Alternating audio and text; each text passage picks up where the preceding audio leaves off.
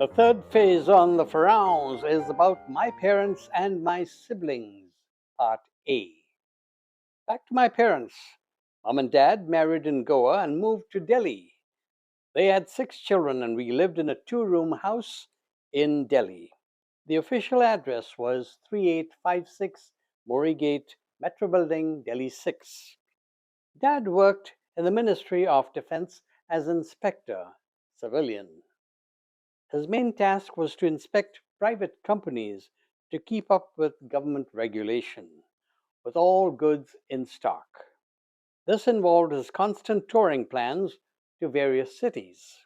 This would explain why all my siblings were born in different places. He spoke to all of us in a harsh voice at that time.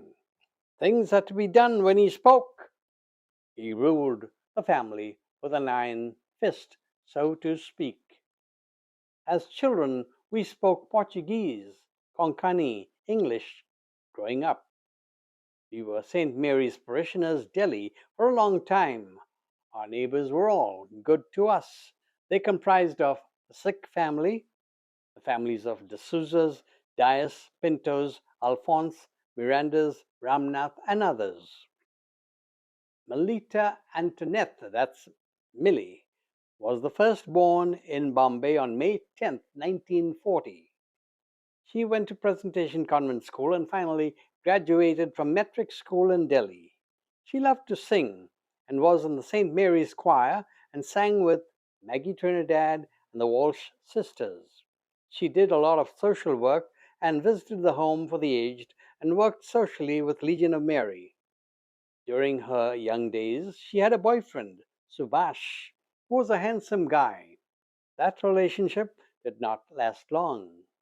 She helped Mom a lot in the house and was a very fashionable young lady at the time and liked to dress well. She worked at Mercantile Bank in Connaught Place. She even taught a young businessman's son tuition as her second job.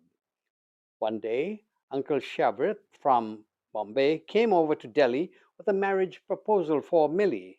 Soon, Augustine and Millie were engaged in Delhi. There was a big celebration in our house, the first of its kind. They eventually married in St. Don Bosco Church in Bandra, Bombay. The whole family was there, and we have a nice picture of the family that I have till this day. Augustine was a banker at Hong Kong and Shanghai Bank.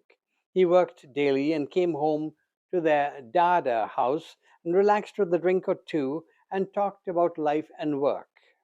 They lived with his parents, sisters Quero, Teresa, and Joe.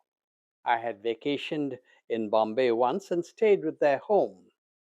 Millie and Augustine moved on to a new house in Borivali. They had 2 children. Audrey was married to Noel and has 2 girls and 1 boy. Alan married Jeanette and has 1 boy.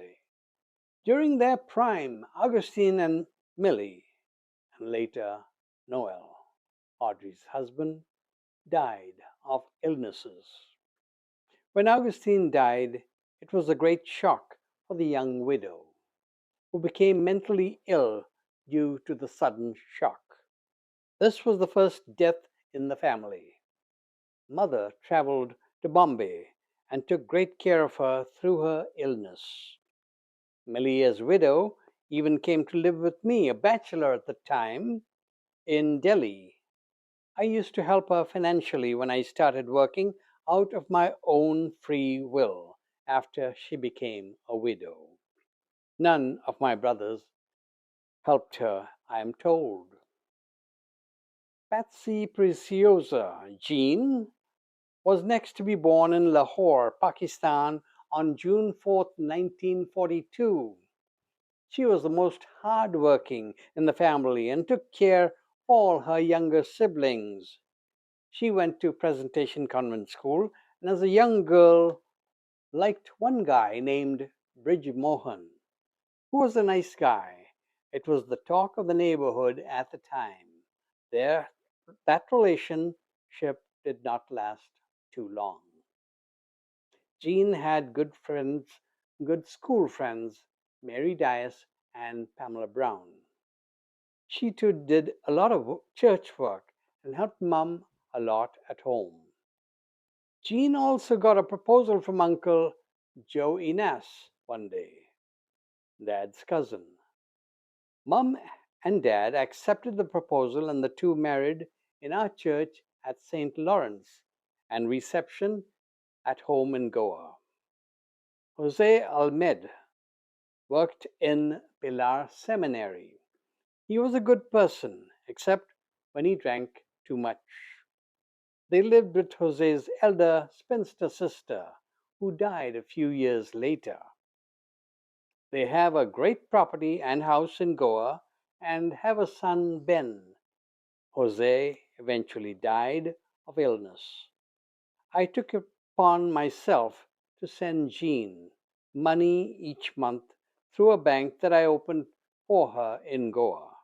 Their son, Ben, married Sharmila, and the two have a boy and a girl. They live with their octogenarian mom in their now newly renovated home. End of Phase 3A. Thank you.